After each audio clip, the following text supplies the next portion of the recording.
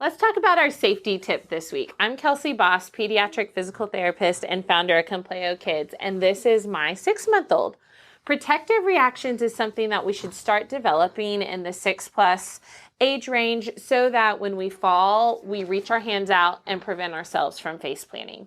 So what are a couple ways we can start working on protective reactions in these early sitting stages?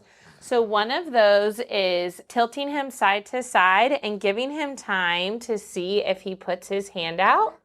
Right now, they're not fully developed because he is going to choose toy over keeping himself from falling every single time.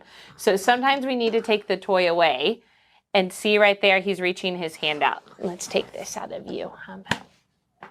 Okay, you ready? Let me go down. Hands down, that's what we're looking for. So when you're playing and sitting, we can work on tilting and see how he's reaching his hands out. These are classic protective reactions. We want to do it in every direction. So forward, sideways. When we go backwards, those are the last to develop, and usually that is engaging their core muscles to bring themselves back up. But working on reaching out of our base of support, moving him to different directions, and if your child doesn't want to put their hand out, you can go hand over hand to teach them to put that hand out.